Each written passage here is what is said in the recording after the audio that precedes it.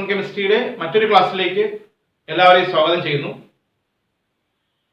ഇന്നത്തെ ക്ലാസ്സിൽ എക്സ്പ്ലെയിൻ ചെയ്യാൻ ഉദ്ദേശിക്കുന്നത് പി ബ്ലോക്ക് എലമെന്റ്സ് എന്ന ചാപ്റ്ററിനകത്ത് വരുന്ന 3 പോയിന്റുകളാണ്. അതിൽ ഒന്നാമത്തത് അല്ലോട്രോപ്പുകളെ പറ്റിയാണ്. രണ്ടാമത്തത് റബ്ബർ ഇൻഡസ്ട്രിയിൽ ഉപയോഗിക്കുന്ന സിലിക്കോൺ റബ്ബർ എന്നറിയപ്പെടുന്ന അല്ലെങ്കിൽ സിലിക്കോൺസ് എന്ന പേരിൽ അറിയപ്പെടുന്ന കോമ്പൗണ്ടുകളെ പറ്റിയാണ്.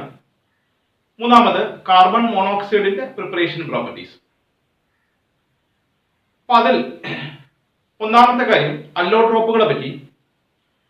അല്ലോട്രോപ്പുകൾ എന്താണ് എന്ന് ചോദിച്ചാൽ, നമുക്കറിയാം ഒരു എലമെന്റ് തന്നെ ഡിഫറെന്റ് ആയിട്ടുള്ള ഫിസിക്കൽ പ്രോപ്പർട്ടി ആയിട്ടും, അതായത് കാണാൻ വ്യത്യാസം, ഫിസിക്കൽ പ്രോപ്പർട്ടി വ്യത്യാസം, പക്ഷേ അത് കെമിക്കൽ പ്രോപ്പർട്ടീസ് നോക്കുന്ന സമയത്ത് സെയിം ആയിട്ട് കാണുകയും ചെയ്യുക. അപ്പോൾ അല്ലോട്രോപ്പുകളുടെ പ്രത്യേകത അത് ഒരു എലമെന്റിന്റെ പ്രോപ്പർട്ടിയാണ്. ആ എലമെന്റ് കാണാൻ വ്യത്യസ്തമായിരിക്കാം, ഫിസിക്കൽ പ്രോപ്പർട്ടി വ്യത്യസ്തമായിരിക്കാം, പക്ഷേ അത് കാണിക്കുന്ന കെമിക്കൽ പ്രോപ്പർട്ടീസ് എല്ലാം സെയിം ആയിരിക്കാം. അപ്പൊ അങ്ങനെയുള്ള ആ ടൈപ്പ് ഓഫ് അല്ലെങ്കിൽ ആ പ്രോപ്പർട്ടിയെ നമ്മൾ വിളിക്കുന്ന പേരാണ് അല്ലോട്രോപ്പിസം എന്ന പേരിൽ അറിയപ്പെടുന്നത്. അപ്പൊ അതിൽ നമ്മളെല്ലാം കേട്ടിട്ടുള്ളത് പോലെ മലയാളത്തിൽ അത് രൂപാന്തരത്വം എന്ന പേരിൽ അറിയപ്പെടുന്നുണ്ട്. നമ്മൾ കേട്ടിട്ടുള്ള കാർബണിന്റെ അല്ലോട്രോപ്പുകൾ നമ്മൾ പ്രധാനമായും ഡയമണ്ട് എന്നും ഗ്രാഫൈറ്റ് എന്നും കേട്ടിട്ടുണ്ട്. ഡയമണ്ടിന്റെ പ്രത്യേകത, ഡയമണ്ടിനകത്ത് കാർബൺ മാത്രമേ ഉള്ളൂ, ഗ്രാഫൈറ്റിന്റെ അകത്തും കാർബൺ മാത്രമേ ഉള്ളൂ. പക്ഷേ ഡയമണ്ടിന്റെ ഫിസിക്കൽ പ്രോപ്പർട്ടി അല്ല ഗ്രാഫൈറ്റിന്റെ ഫിസിക്കൽ പ്രോപ്പർട്ടി. ഇപ്പൊ ഡയമണ്ട് എന്ന് പറഞ്ഞാലും ഗ്രാഫൈറ്റ് എന്ന് പറഞ്ഞാലും അതിനകത്ത് കാർബൺ മാത്രമേ ഉള്ളൂ. അപ്പൊ അതുകൊണ്ട് തന്നെ കെമിക്കൽ പ്രോപ്പർട്ടി സെയിം ആയിരിക്കും, പക്ഷെ അത് കാണാൻ വ്യത്യസ്തമാണ്, അല്ലെങ്കിൽ ഫിസിക്കൽ പ്രോപ്പർട്ടി വ്യത്യസ്തമാണ്. അപ്പൊ അതുകൊണ്ട് തന്നെ അത് രണ്ടും അല്ലോട്രോപ്പുകളാണ്. ഈ രണ്ട് അല്ലോട്രോപ്പുകളുടെയും പ്രത്യേകത, അത് നാച്ചുറലായിട്ട് കാണുന്ന അല്ലോട്രോപ്പാണ്, ക്രിസ്റ്റലൈൻ ഫോംസ് ആണ്. ഇനി അതുപോലെ തന്നെ 3 ശാസ്ത്രജ്ഞന്മാർ കൃത്രിമമായി ഉണ്ടാക്കിയ ക്രോട്ടോ എന്നും കേൾ എന്നും സ്മാലി എന്നും അറിയപ്പെടുന്ന 3 ശാസ്ത്രജ്ഞന്മാർ ഉണ്ടാക്കിയ നാച്ചുറലായിട്ട് കാണാത്ത ആർട്ടിഫിഷ്യൽ ആയിട്ട് കാണുന്ന ഒരു അല്ലോട്രോപ്പും ഉണ്ട്. അങ്ങനെയുള്ള അല്ലോട്രോപ്പിനെ നമ്മൾ സാധാരണ ഫുള്ളറീൻ എന്നോ ബക്ക്മിൻസ്റ്റർ ഫുള്ളറീൻ എന്ന പേരിൽ അറിയപ്പെടുന്നുണ്ട്. ബക്ക്മിൻസ്റ്റർ ഫുള്ളറീൻ എന്ന പേരിൽ അറിയപ്പെടുന്നുണ്ട്. അപ്പോൾ നമുക്ക് അല്ലോട്രോപ്പുകൾ നാച്ചുറലായിട്ട് കാണുന്ന 2 എണ്ണം ഉണ്ട്, കാർബണിൻ്റെത്, ഡയമണ്ടും ഗ്രാഫൈറ്റും. അതുപോലെ തന്നെ മനുഷ്യൻ പ്രിപ്പയർ ചെയ്ത ആർട്ടിഫിഷ്യൽ ആയിട്ട് കാണുന്ന ക്രോട്ടോയും കേളും സ്മാലിയും പ്രിപ്പയർ ചെയ്ത 1996 നോബൽ പ്രൈസ് വിന്നേഴ്സ് ആണ് ഇവര്, നോബൽ ലോറിയേറ്റ്സ് ആണ്. ഈ പറഞ്ഞ കോമ്പൗണ്ട് ഈ പറഞ്ഞിരിക്കുന്ന അല്ലോട്രോപ്പ് പ്രിപ്പയർ ചെയ്തതിന് അങ്ങനെയുള്ള ആ ആർട്ടിഫിഷ്യൽ ഫോമിനെ നമുക്ക് ബക്ക്മിൻസ്റ്റർ ഫുള്ളറീൻ എന്നോ അല്ലെങ്കിൽ ഫുള്ളറീൻ എന്ന പേരിലോ അറിയപ്പെടാം. അതിലെ 60 കാർബൺ ആറ്റം ചേർന്നിരിക്കുന്ന ഫുള്ളറീന്റെ പ്രത്യേകത അത് ഫുട്ബോളിന്റെ ഷേപ്പാണ്. അതേസമയം 70 കാർബൺ ആറ്റം ചേർന്നിരിക്കുന്ന ആ ഫുള്ളറിന്റെ പ്രത്യേകത അത് റഗ്ബി ബോൾ പോലെ, റഗ്ബി എന്ന് വെച്ചാൽ അല്പം ചെരിഞ്ഞ ബോളാണ്, ഇങ്ങനത്തെ ഒരു ഓവൽ ഷേപ്പിലുള്ള ബോളാണ് റഗ്ബി എന്ന കളിക്ക് ഉപയോഗിക്കുന്നത്. അപ്പൊ അതിന്റെ ഷേപ്പിലാണ് അത് കാണുന്നതെന്ന് ഓർമ്മിക്കുക. അപ്പൊ ഇത് ആർട്ടിഫിഷ്യൽ ഫോം ആണ്, ബക്ക്മിൻസ്റ്റർ ഫുള്ളറിൻ എന്ന പേരിൽ അറിയപ്പെടുന്നു. അത് 60 കാർബൺ ആറ്റം ചേർന്ന കാർബൺ 60ഉം കാർബൺ 70 കാർബൺ ആറ്റം ചേർന്ന കാർബൺ 70ഉം ഉണ്ട്. അതിൽ 60 കാർബൺ ആറ്റം ചേർന്ന സാധാരണ നമ്മൾ പറയുന്നത് അത് ഫുട്ബോളിന്റെ ഷേപ്പിലുള്ളതാണെന്ന് നമുക്ക് പറയാം. ഓക്കെ, ഇനി ഓരോരുത്തരുടെയും പ്രോപ്പർട്ടി നമുക്ക് എക്സ്പ്ലെയിൻ ചെയ്യാം. ഡയമണ്ട് ക്രിസ്റ്റലൈൻ ഫോം ആണ്. ഡയമണ്ടിലെ കാർബൺ ആറ്റംസ് sp3 ഹൈബ്രിഡൈസേഷനിലാണ്. അതുകൊണ്ട് തന്നെ ഡയമണ്ടിലെ ടെട്രാഹെഡ്രൽ സ്ട്രക്ചർ ഉണ്ട്. ഇനി ടെട്രാഹെഡ്രൽ സ്ട്രക്ചർ ആയതുകൊണ്ട് തന്നെ അവിടെ ഇലക്ട്രിസിറ്റി കടത്തിവിടാൻ ബുദ്ധിമുട്ടാണ്, ബാഡ് കണ്ടക്ടർ ആണ്. പിന്നെ അതുപോലെ തന്നെ കാർബൺ ബോണ്ട് ലെങ്ത് 154 പൈക്കോമീറ്റർ ആണ്. പിന്നെ standard enthalpy of formation value 1.9 kilojoule per മോൾ ആണ്. പിന്നെ അതുപോലെ തന്നെ വെരി ഹാർഡ് ആണ്. പിന്നെ അതിന്റെ ഉപയോഗം ജൂനിയർ പർപ്പസിന് വേണ്ടിയും ഗ്ലാസ് കട്ടിങ്ങിന് വേണ്ടിയും ഒക്കെ ഉപയോഗിക്കുന്നു. അപ്പോൾ ഡയമണ്ടുമായിട്ട് ബന്ധപ്പെട്ട പ്രോപ്പർട്ടീസ് അല്ലെങ്കിൽ പോയിന്റുകൾ നമുക്ക് ഓർമ്മിക്കാം. ക്രിസ്റ്റലൈൻ ഫോംസ് ആണ്, carbon atoms are in sp3 hybridisation, tetrahedral structure, carbon bond length 154 picometre, standard enthalpy of formation value 1.9 kilojoule per mole. പിന്നെ അതുപോലെ തന്നെ very hard, bad conductor of electricity, jewellery purpose, glass കട്ടിങ്ങിന് വേണ്ടി ഉപയോഗിക്കാമെന്ന് ഡയമണ്ടിനെ പറ്റി നമുക്ക് പറയാം. ഇനി ഗ്രാഫൈറ്റിലേക്ക് നോക്കുന്ന സമയത്ത് ഗ്രാഫൈറ്റിന്റെ പോയിന്റുകൾ അത് ക്രിസ്റ്റലൈൻ ഫോം തന്നെയാണ്. കാർബൺ ആറ്റംസ് sp2 ഹൈബ്രിഡൈസേഷനിലാണ്, ഇവിടെ sp3, ഇവിടെ sp2. ഇനി sp2 ആയതുകൊണ്ട് തന്നെ ഒരു ഇലക്ട്രോൺ, ഒരു p ഓർബിറ്റൽ ബാക്കിയുണ്ട്. p ഓർബിറ്റൽ ബാക്കിയാവുക എന്ന് പറയുമ്പോഴത്തേക്ക് അവിടെ ഇലക്ട്രിസിറ്റി കടത്തിവിടാൻ സാധ്യതയുണ്ട്. അപ്പൊ അതുകൊണ്ട് തന്നെ അത് കണ്ടക്ടർ ആണെന്ന് നമുക്ക് മനസ്സിലാവുന്നുണ്ട്. ഇനി കണ്ടക്ടർ ആയതുകൊണ്ട് തന്നെ അത് പലപ്പോഴും നമ്മുടെ പിന്നെ ഇലക്ട്രിക്കൽ കണ്ടക്ടർ ആയിട്ട് നമ്മുടെ ഇലക്ട്രോളിസിന് വേണ്ടി കണ്ടക്ടറായിട്ട് ഗ്രാഫൈറ്റ് ഇലക്ട്രോഡുകൾ ഉപയോഗിക്കാറുണ്ട്. ഇലക്ട്രോളിസിസ് നടക്കുന്ന സമയത്ത് കണ്ടക്ടറായിട്ട് ഗ്രാഫൈറ്റ് ഇലക്ട്രോഡുകൾ ഉപയോഗിക്കാറുണ്ട്. ശരി, ഇനി അതിന്റെ മറ്റൊരു പ്രത്യേകത ലെയർ ലൈക്ക് ആണ്. ലെയർ ലൈക്ക് ആയതുകൊണ്ട് തന്നെ അതിനകത്തൊരു സ്ലിപ്പറി നേച്ചർ ഉണ്ട്. സ്ലിപ്പറി നേച്ചർ ആയതുകൊണ്ട് അത് ലൂബ്രിക്കേറ്റിംഗ് ഓയിലായിട്ട് ഉപയോഗിക്കുന്നുണ്ട്. പിന്നെ carbon carbon bond length 141.5 picometre ആണ്. Standard enthalpy of formation value 0 ആണ്. Standard enthalpy of formation value 0 എന്ന് വെച്ചാൽ അത് തെർമോഡൈനാമിക് സ്റ്റെബിലിറ്റി കൂടിയ ആളാണെന്നാണ് അതിന്റെ അർത്ഥം. അത് പ്രധാനപ്പെട്ട ഒരു പോയിന്റ് അവിടെയുണ്ട്. സ്റ്റാൻഡേർഡ് എൻതാൽപ്പി ഓഫ് ഫോർമേഷൻ വെച്ചിട്ട് ഒരു കമ്പാരിസൺ ഉണ്ട്. Standard enthalpy of formation value കുറയുന്നതനുസരിച്ച് തെർമോഡൈനാമിക് സ്റ്റെബിലിറ്റി രണ്ട് തരത്തിലുണ്ട്. Kinetic stability, thermodynamic stability. അതിൽ തന്നെ നമ്മൾ ഇവിടെ സംസാരിക്കുന്നത് തെർമോഡൈനാമിക് സ്റ്റെബിലിറ്റി ആണ്. ആ തെർമോഡൈനാമിക് സ്റ്റെബിലിറ്റി ഏറ്റവും കൂടിയ ആള് ഈ പറഞ്ഞ ഗ്രാഫൈറ്റ് ആണെന്ന് ഓർമ്മ വേണം. അത്രയും കാര്യങ്ങൾ അവിടെ പറയാം. ഈ ഫുള്ളറിന്റെ പ്രത്യേകത ഞാൻ പറഞ്ഞു കഴിഞ്ഞു. ആർട്ടിഫിഷ്യൽ ഫോം ആണ്. ക്രോട്ടോയും കേളും സ്മാലിയും പ്രിപ്പയർ ചെയ്തതാണ്. ബക്ക്മിൻസ്റ്റർ ഫുള്ളറിൻ എന്ന പേരിൽ അറിയപ്പെടുന്നുണ്ട്. ഇനി കാർബൺ ആറ്റംസ് sp2 ഹൈബ്രിഡൈസേഷനിലാണ്. ഇനി അതിനകത്ത് ഞാൻ പറഞ്ഞു ഫുട്ബോളിന്റെ ഷേപ്പ് ആണെന്ന് പറഞ്ഞു. അപ്പൊ അതുകൊണ്ട് തന്നെ അതിനകത്ത് 5 കാർബണുള്ള പെന്റാഗണൽ റിംഗ് സിസ്റ്റവും ഉണ്ട്. 6 കാർബണാറ്റ് വരുന്ന ഹെക്സഗണൽ റിംഗ് സിസ്റ്റവും ഫ്യൂസ് ചെയ്തിട്ടാണ് അത് ഉണ്ടാക്കിയിരിക്കുന്നത്. അപ്പോൾ പെന്റഗണൽ റിംഗ് സിസ്റ്റത്തിന്റെയും ഹെക്സഗണൽ റിംഗ് സിസ്റ്റത്തിന്റെയും ഫ്യൂഷൻ ആയിട്ടാണ് ഫുട്ബോളിന്റെ ഷേപ്പിലുള്ള ഫുള്ളറിൻ ഉണ്ടാക്കിയിരിക്കുന്നത് ഓർമ്മിക്കുക. ഇനി അതിലൊരു കണക്കുണ്ട്. പെന്റഗണൽ റിംഗ് സിസ്റ്റം എത്ര ഉണ്ടെന്ന് എണ്ണി നോക്കുന്ന സമയത്ത് 12 എണ്ണം, 12 പെന്റഗണൽ റിംഗ് സിസ്റ്റവും അതുപോലെ തന്നെ 20 ഹെക്സഗണൽ റിംഗ് സിസ്റ്റവും അവിടെ ഉണ്ടെന്ന് ഓർമ്മിക്കുക. ഇനി എങ്ങനെ നമുക്ക് ഫുള്ളറിൻ ഉണ്ടാക്കാമെന്ന് ചോദിച്ചാൽ നമുക്ക് സിമ്പിൾ ആയിട്ട് പറഞ്ഞാൽ അത് പരീക്ഷയ്ക്ക് ഒരിക്കൽ ചോദിച്ചിട്ടുണ്ട്. ഹീറ്റിംഗ് ഗ്രാഫൈറ്റിനെ ചൂടാക്കിയിട്ടാണ് ഫുള്ളറിൻ സാധാരണ ഉണ്ടാക്കുന്നതെന്ന് പറയാം. ഇനി carbon carbon bond length 143.5 picometre ആണ്. Standard enthalpy formation value 38.1 kilojoule per mole ആണെന്ന് ഓർമ്മിക്കുക. ഓക്കെ, നമുക്കൊരു കമ്പാരിസൺ നമ്മൾ നോക്കിയാൽ ബോണ്ട് ലെങ്തിന്റെ ഒരു കമ്പാരിസൺ നോക്കിയാൽ ഡയമണ്ടിലെ bond length carbon carbon bond length 154 picometre ആണ്. ഓക്കെ, അപ്പൊ ആ പോയിന്റ് നമുക്കൊന്ന് ഓർമ്മിക്കാം. Carbon carbon bond length 154 picometre ആണ്. ഗ്രാഫൈറ്റിലെ carbon carbon bond length 141.5 picometre ആണ്. പിന്നെ അതുപോലെ തന്നെ ഫുള്ളറിയിലെ carbon carbon bond length 143.5 picometre ആണ്. അപ്പൊ ബോണ്ട് ലെങ്തിന്റെ കമ്പാരിസൺ നമുക്ക് മനസ്സിലായി. ശരി, ഇനി standard enthalpy formation value. Standard enthalpy formation value കൂടുന്നതനുസരിച്ച് സ്റ്റെബിലിറ്റി കുറയുന്നു. അപ്പൊ സ്റ്റാൻഡേർഡ് എൻതാൽപ്പി ഫോർമേഷൻ ഏറ്റവും കൂടിയ വാല്യൂ ഫ്ലോറിനിലാണ്. ഫ്ലോറിന്റെ standard enthalpy formation value 38.1 kilojoule ആണ്. അപ്പൊ അതുകൊണ്ട് തന്നെ അത് ഹൈലി അൺസ്റ്റേബിൾ ആണ്. രണ്ടാം സ്ഥാനം ഡയമണ്ടിനാണ് 1.9 കിലോജൂൾ പെർ മോൾ. ഇനി ഏറ്റവും തെർമോഡൈനാമിക് സ്റ്റെബിലിറ്റി കൂടിയ ആള് സ്റ്റാൻഡേർഡ് എൻതാൽപ്പി ഫോർമേഷൻ വാല്യൂ 0 ആയിരിക്കുന്ന ഗ്രാഫൈറ്റ് ആണെന്ന് ഓർമ്മിക്കുക. തെർമോഡൈനാമിക് സ്റ്റെബിലിറ്റി ഏറ്റവും കൂടിയ ആള് ഗ്രാഫൈറ്റ് ആണെന്ന് ഓർമ്മിക്കുക. അപ്പൊ അങ്ങനെ വെച്ച് ആ കാര്യം നമുക്ക് കമ്പയർ ചെയ്യാം. ഓക്കെ, ഇനി ഹൈബ്രിഡൈസേഷൻ കമ്പയർ ചെയ്യാം. ഡയമണ്ടിന്റെ കാർബൺ ആറ്റത്തിന്റെ ഹൈബ്രിഡൈസേഷൻ sp3 ആണ്. ഗ്രാഫൈറ്റിൽ sp2 ആണ്. ഫുള്ളറിലും sp2 ആണ്. ശരി, അപ്പൊ അതും ഓക്കെ. ഡയമണ്ടിലെ സ്ട്രക്ചർ നോക്കുന്ന സമയത്ത് ടെട്രാഹെഡ്രൽ സ്ട്രക്ചർ ആണ്. ഗ്രാഫൈറ്റിന്റെ സ്ട്രക്ചർ നോക്കുന്ന സമയത്ത് അത് ലെയർ ലൈക്ക് ആണ്. ഹെക്സഗണൽ സിസ്റ്റത്തിന്റെ ലെയർ ലൈക്ക് ആണ്. ഇനി ഇവിടെ ആണെങ്കിൽ അത് ഫുട്ബോളിന്റെ ഷേപ്പും റഗ്ബി ബോളിന്റെ ഷേപ്പും ഒക്കെ അവിടെ ഉണ്ടാകുന്നുണ്ട്. അപ്പൊ അതറിയാം, ലെയർ ലൈക്ക് ആണ്. ഇനി ആ സ്ട്രക്ചറിൽ തന്നെ പ്രത്യേകതയുണ്ട്. പെന്റഗണൽ റിംഗ് സിസ്റ്റത്തിന്റെയും ഹെക്സഗണൽ റിംഗ് സിസ്റ്റത്തിന്റെയും ഫ്യൂഷൻ ആണെന്ന് അറിയാം. Pentagonal ring system 5 membered ring system 12 എണ്ണവും 6 membered ring system hexagonal ring system 20 എണ്ണം ഉണ്ടെന്ന് നമുക്ക് മനസ്സിലായിട്ടുണ്ട്. ഇനി മറ്റു പ്രോപ്പർട്ടീസ് ഹാർഡാണ്, ബാഡ് കണ്ടക്ടർ ആണ്, പിന്നെ ജ്വല്ലറി പർപ്പസിന് വേണ്ടി ഉപയോഗിക്കാം, ഗ്ലാസ് കട്ടിങ്ങിന് വേണ്ടി ഉപയോഗിക്കാം. ശരി, ഇനി ഇവിടെ ലൂബ്രിക്കേറ്റിംഗ് ഓയിലായിട്ട് ഉപയോഗിക്കാം. അതിന് കാരണം ലെയർ ലൈക്ക് സ്ലിപ്പറി നേച്ചർ ഉള്ളത് കൊണ്ടാണ്. അത് കണ്ടക്ടറാണ്. അത് ഇലക്ട്രോഡുകളിലൊക്കെ ഇലക്ട്രോളിസിസ് നടക്കുന്ന സമയത്ത് ഇലക്ട്രോഡുകളിൽ ഉപയോഗിക്കുന്നു. പിന്നെ പെൻസിലിനകത്ത് കാണുന്ന ആ ലിഡ് ആയിട്ട് ഉപയോഗിക്കുന്നു എന്നൊക്കെ പറഞ്ഞ പ്രത്യേകത അവിടെ ഉണ്ട്. ഇനി എങ്ങനെ ഫുള്ളറിൻ പ്രിപ്പയർ ചെയ്യാം? അത് ഗ്രാഫൈറ്റ് ഹീറ്റ് ചെയ്തിട്ടാണെന്ന് സിമ്പിൾ ആയിട്ട് പറയാം. പിന്നെ അത് പ്രിപ്പയർ ചെയ്ത ആൾക്കാർ ക്രോട്ടോ കേൾ സ്മാലി, നോബൽ ലോറിയേറ്റ്സ് ആണ്. നോബൽ പ്രൈസ് വിന്നേഴ്സിന് അറിയപ്പെടുന്നത് 1996. ഇനി ആർട്ടിഫിഷ്യൽ ഫോം ആണ് ഫുള്ളറിൻ. അതിനെപ്പറ്റി അറിയാം. ബക്ക്മിൻസ്റ്റർ ഫുള്ളറിൻ എന്ന് പറയുന്നു. ക്രിസ്റ്റലൈൻ ഫോംസ് 2 എണ്ണം. പരീക്ഷയ്ക്ക് അങ്ങനെ ചോദിച്ചിട്ടുണ്ട്. ക്രിസ്റ്റലൈൻ ഫോമുകളെ പറ്റി എഴുതുക എന്ന് ഉദ്ദേശിക്കുന്നത് ഡയമണ്ട് ഗ്രാഫൈറ്റും ആണ്. അപ്പൊ അതും അറിയാം.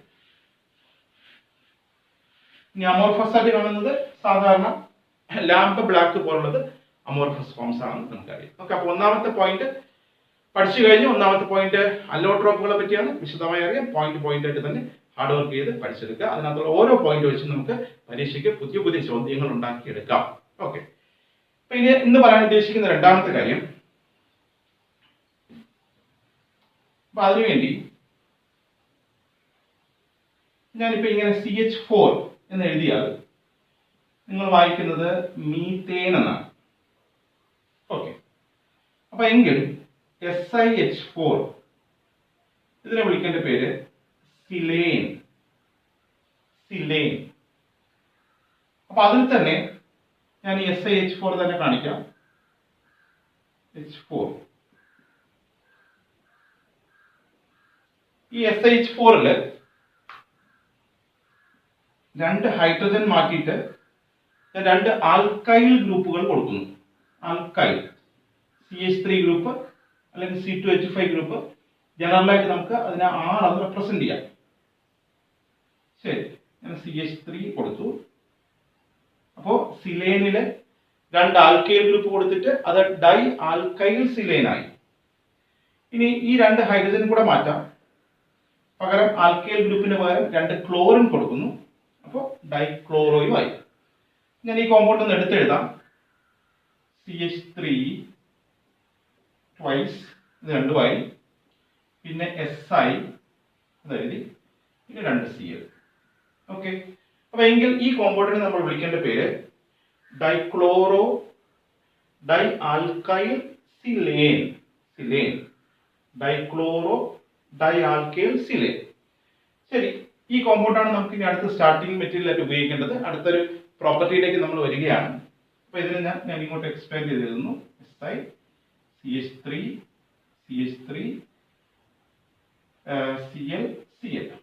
ഇതിനെ ഹൈഡ്രോളിസിസ് നടത്തുന്നു. ഓക്കെ, അപ്പോ ഡൈക്ലോറോ ഡൈ ആൽക്കൈൽ സിലേന് ഹൈഡ്രോളിസിസ് നടത്തുന്നു. ഹൈഡ്രോളിസിസ് നടത്തുന്ന സമയത്ത് ഒരു HOH വാട്ടർ ഇങ്ങനെ വന്നിട്ട് ഇവിടെ നിന്ന് ഈ Cl പോവും.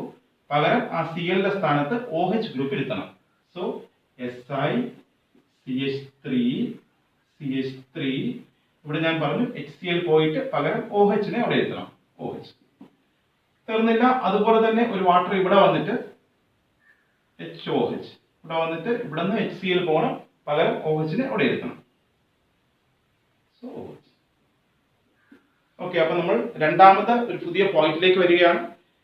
അപ്പൊ ആ കോമ്പൗണ്ട് പ്രിപ്പയർ ചെയ്യാൻ വേണ്ടി ഉപയോഗിക്കുന്ന കോമ്പൗണ്ട് നമ്മൾ സെലക്ട് ചെയ്തു. അത് ഡൈക്ലോറോ ഡൈ ആൽക്കൈൽ സിലേൻ ആണ്. അതിന് ആദ്യത്തെ സ്റ്റെപ്പിൽ ഞാൻ ഹൈഡ്രോളിസിസ് ചെയ്തു. ഇനി ഈ ഹൈഡ്രോളിസിസ് ചെയ്ത് കിട്ടുന്ന പ്രോഡക്റ്റിനെ ഞാൻ പോളിമറൈസ് ചെയ്യുക. പോളിമറൈസ് ചെയ്യുക എന്ന് ഉദ്ദേശിക്കുന്നത് ഇതുപോലത്തെ മറ്റൊരു ഗ്രൂപ്പ് ഇവിടെ കൊണ്ടുവന്നു, അതിന്റെ അടുത്തൊരു ഗ്രൂപ്പ് കൊണ്ടുവന്നു, ഇങ്ങനെ ഇഷ്ടംപോലെ ഗ്രൂപ്പുകൾ കൊണ്ടുവന്നിട്ട് വാട്ടർ മോളിക്യൂളിനെ എലിമിനേറ്റ് ചെയ്ത് കാണിക്കണം. അപ്പോൾ ഒരു പോളിമർ കാണിക്കാൻ പറഞ്ഞാൽ നിങ്ങൾ ചെയ്യേണ്ടത് ഇത്രയേ ഉള്ളൂ. Si എന്നിട്ടു CH3. ഇനി പോളിമറൈസേഷൻ നടക്കുന്ന സമയത്ത് ഇതുപോലത്തെ ഒരു യൂണിറ്റ് ഇപ്പുറത്തെ സൈഡിൽ എഴുതിയിരിക്കണം.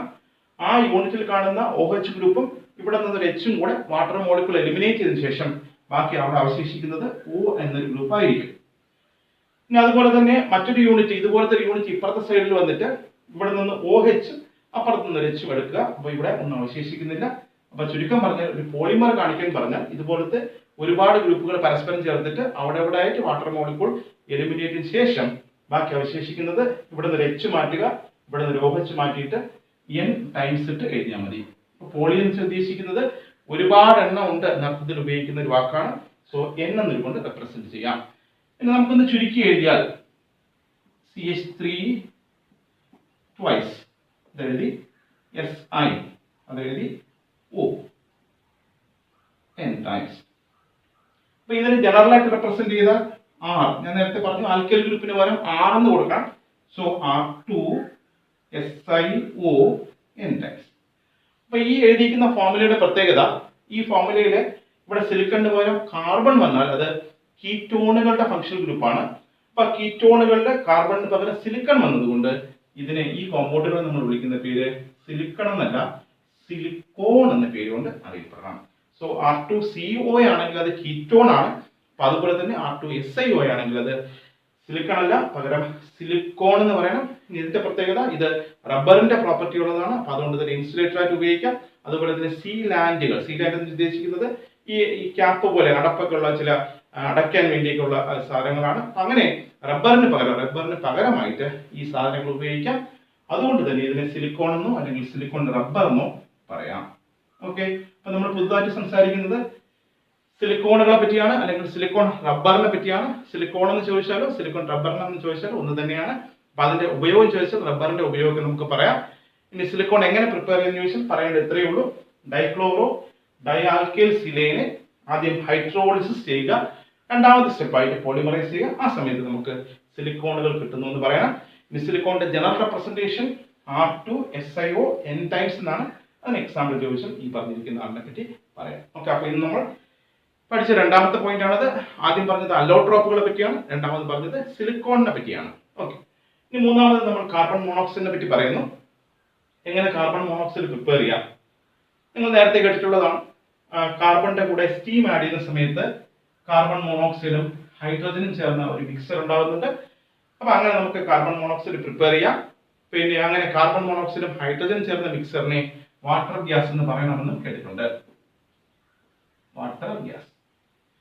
ഇനി അതേസമയം ഈ കാർബണിന്റെ കൂടെ സ്റ്റീമിന് പകരം എയർ പാസ് ചെയ്താൽ, എയർ എന്ന് വെച്ചാൽ അതിനകത്ത് ഓക്സിജനും ഉണ്ട് നൈട്രജനും ഉണ്ട്, ആ സമയത്തും കാർബൺ മോണോക്സൈഡ് ഫോം ചെയ്യുന്നുണ്ട്. ഇക്വേഷൻ ബാലൻസ്ഡ് അല്ല, കൂടെ റിയാക്ട് ചെയ്യാത്ത നൈട്രജനും വരുന്നുണ്ട്. അങ്ങനെ കാർബൺ മോണോക്സൈഡും നൈട്രജനും ചേർന്ന ഒരു മിക്സർ അവിടെ ഉണ്ടാകുന്നുണ്ട്. അതിനെ വിളിക്കേണ്ട പേര് പ്രൊഡ്യൂസർ ഗ്യാസ് എന്ന് പറയാം. അപ്പൊ പരീക്ഷയ്ക്ക് അങ്ങനെ ഒരു പോയിന്റ് പരീക്ഷയ്ക്ക് ചോദിക്കാം.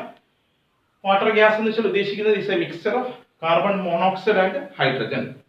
Producer gas is A mixer of carbon monoxide and nitrogen. ഇപ്പൊ രണ്ടിലും പൊതുവായിട്ട് കാർബൺ മോണോക്സൈഡ് ആണ്, കൂടെ ഹൈഡ്രജൻ ഉണ്ടെങ്കിൽ അത് വാട്ടർ ഗ്യാസ് ആണ്, കൂടെ നൈട്രജൻ ഉണ്ടെങ്കിൽ അത് പ്രൊഡ്യൂസർ ഗ്യാസ് ആണ്.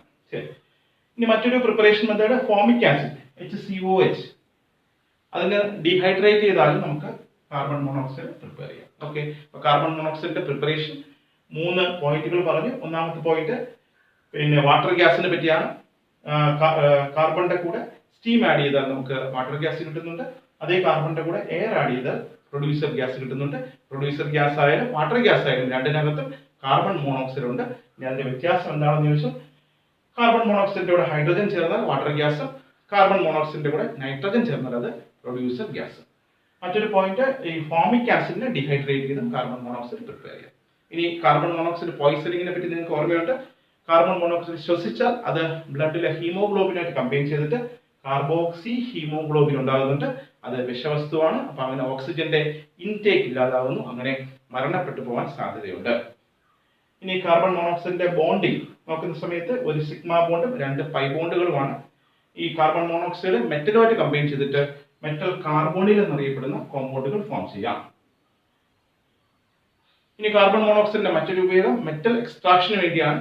സിങ്ക് ഓക്സൈഡിന്റെ കൂടെ കാർബൺ മോണോക്സൈഡ് ആഡ് ചെയ്ത് സിങ്ക് പ്രിപ്പയർ ചെയ്യാൻ കഴിയുന്നുണ്ട്. മെറ്റൽ ഇൻഡസ്ട്രിയിലൊക്കെ കാർബൺ മോണോക്സൈഡ് ഉപയോഗിക്കാമെന്ന് കേട്ടോളാം. ഓക്കെ, അപ്പൊ ഇന്ന് നമ്മൾ പറഞ്ഞ കാര്യങ്ങൾ 3 പോയിന്റുകളാണ്. അതിൽ ഓരോ പോയിന്റും ഇനോർഗാനിക് കെമിസ്ട്രി ഹാർഡ് വർക്ക് ചെയ്ത് പഠിക്കണം. ഓരോന്നും ഒരുപാട് പ്രാവശ്യം മനസ്സിലാക്കണം. ഒരു പ്രാവശ്യം വായിക്കുന്ന സമയത്ത് എല്ലാം എളുപ്പമെന്ന് തോന്നും, പക്ഷെ അങ്ങനെയല്ല. ഹാർഡ് വർക്ക് ചെയ്ത് ഓർമ്മിച്ചെടുക്കുക, പോയിന്റ് ആയിട്ട് ഓർത്തിരിക്കുക. ഇന്ന് 3 പോയിന്റുകളാണ് നമ്മൾ പറഞ്ഞത്. ഒന്ന് അലോട്രോപ്പുകളാണ്, അത് ഡയമണ്ട്, ഗ്രാഫൈറ്റ്, ഫുള്ളറിൻ. 3നെ പറ്റി വിശദമായി എല്ലാ പോയിന്റുകളും നമ്മൾ സംസാരിച്ചിട്ടുണ്ട്. രണ്ടാമത് പറഞ്ഞത് സിലിക്കോണുകളെ പറ്റിയാണ്, അല്ലെങ്കിൽ സിലിക്കോൺ റബ്ബറിനെ പറ്റിയാണ്. അതെങ്ങനെ ഉണ്ടാക്കാം, അതിന്റെ ഉപയോഗം എന്താണെന്ന് നമുക്ക് ജനറൽ റെപ്രസെന്റേഷൻ പോലുള്ള കാര്യങ്ങൾ മനസ്സിലാക്കി. മൂന്നാമത് കാർബൺ മോണോക്സൈഡ് എന്നറിയപ്പെടുന്ന കോമ്പൗണ്ടിന്റെ പ്രിപ്പറേഷനും അതിന്റെ യൂസ് അല്ലെങ്കിൽ പ്രോപ്പർട്ടി ആയിട്ട് ബന്ധപ്പെട്ട ചില കാര്യങ്ങൾ. ഓക്കെ, ഇത്രയും കാര്യങ്ങൾ നല്ലവണ്ണം പഠിക്കുക. ബാക്കിയുള്ള കാര്യങ്ങൾ നമുക്ക് അടുത്ത ക്ലാസ്സിൽ എക്സ്പ്ലെയിൻ ചെയ്യാം.